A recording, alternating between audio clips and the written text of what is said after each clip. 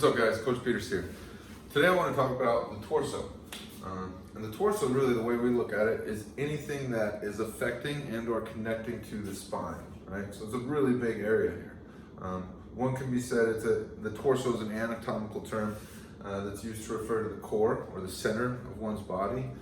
And it's where the head and the neck, as well as the extremities, come off of. So the core is really anything here in the center of the body that we're going to be working with here. So why do we want to train it? Number one is we want to decrease the chance of injury. Obviously, the spine and the central nervous system is a very precious part of the body there, and it could be catastrophic injury if we aren't protecting it. So first and foremost, we got to keep that thing safe. And we do that by training the torso. Secondly, we want to improve our body control, right? We want to balance and build efficiency through the strength that we have and what we can do with our body, and the torso helps us to do that. And finally, we're going to improve our distribution of lower body power and really any extremity power, because at the end of the day, we want to create straight lines of which we can translate force through, right? You can squat a house, but if at the end of the day, once I'm trying to translate that energy up through my body, if I'm dissipating it through the torso, because the torso is not strong enough to translate that energy, but it just kind of gives up, then we're obviously losing a lot of the strength that we generated in our extremities. We need to be able to translate that. So all three of those things, we want to decrease injury, we want to increase the amount of control we have of the body in general, and then finally we want to increase the amount of power or the force that we can generate through our extremities.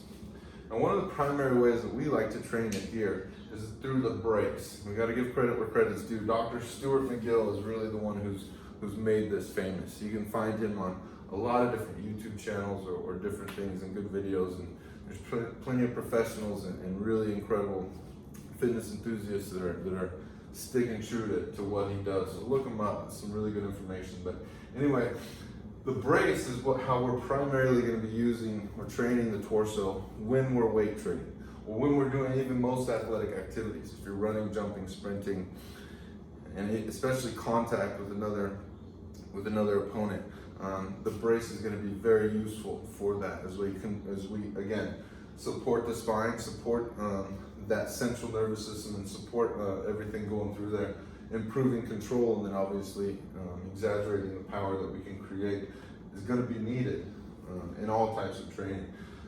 So what exactly are we doing in the brace? We're going to contract the entire musculature around the spine, all of it, the front, the back, the inside, the outside, the right, the left, all of it, because we want to stiffen and strengthen the spine. So as you saw on the torso demo video, we wanted to get rid of that low back arch and straighten it out, and in doing so, as we flatten and get rid of the S-curve, we flatten that spine and contract everything around it to create that stiff board, which is what we want to do. Next, we want emphasis on our belly breath. When we're doing bracing, this isn't something where we're focusing on movement. We don't want to round, and I don't want to use a bunch of shoulder breathing, because it's going to get me out of using the transverse abdominis and the rest of the internal unit. So what we want to do when we're doing bracing work, and even when you're training, we want to make sure that we stiffen the torso, and we use belly breathing for that instead of raising and lowering the chest. So essentially we'll be here with our arch, right? Belly breath in, blow out, and brace as we want to then pull the rib cage down to the hips, flatten that low back, and exhale all of our breath from our belly and contract all the way around that spine is where you're going to really feel that brace. So really emphasizing our belly breathing. Next, our progressions. And these are the typical progressions that I like to use when teaching the brace. We're going to show these throughout the class, but I wanted to put them out here just so that you can read them. So supine on your back, knees are bent, feet are flat. It's going to allow that low back to move a little bit more and straighten out a little easier. Then we go to a straight leg. As we go from bent knee to straight, those hip flexors tend to pull yourself in an anterior tilt, or pull that arch in your low back a little bit more. So in a straight leg, we're gonna have to really work a little bit harder to keep that low back flat.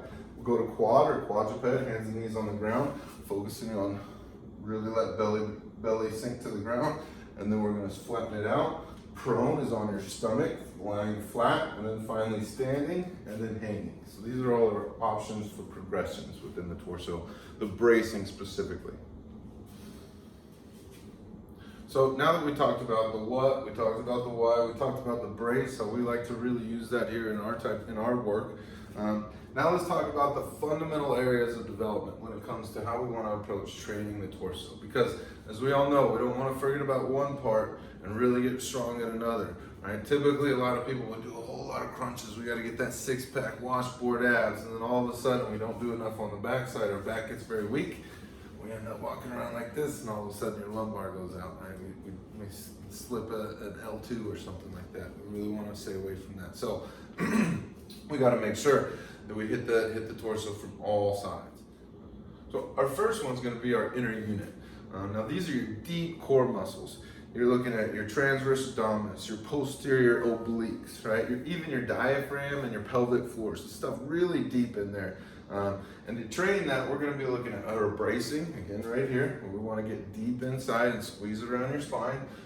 Any type of bridging, I call it our three-way elbow bridge, a lot of people call it planks. Any type of those variations are going to really help that. The second one's our stability. Now for stabilizers, as we well know, there's a lot of force going through the spine, and the taller we are and the longer that spine is, the more stable it needs to be. And so really squeezing around it and making sure putting yourself in single arm, single leg positions is what's gonna help this. So classic bird dog on single arm, single leg, and progressing that, or even doing partner and reactive exercises is gonna be really good for training your stability as well. Third is going to be our rotation and anti-rotation.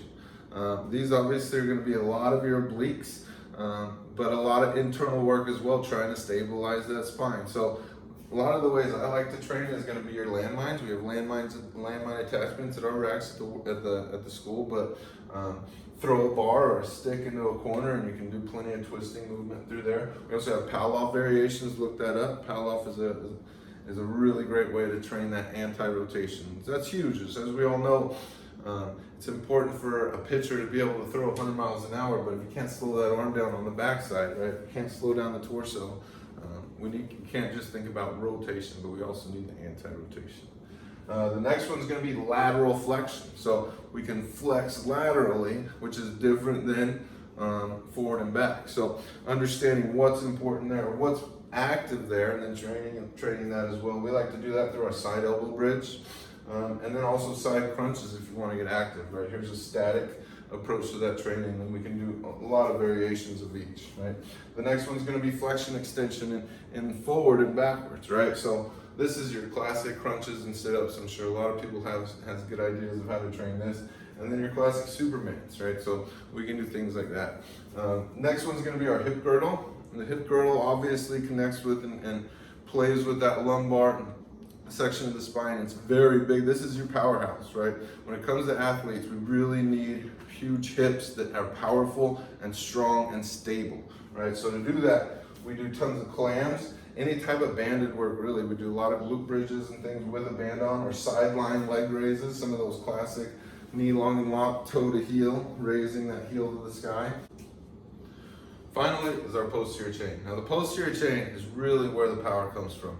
We have to make sure that we are able to create power and stabilize all those front side mirror muscles, and the work we put there, we have to stabilize and counteract it, number one.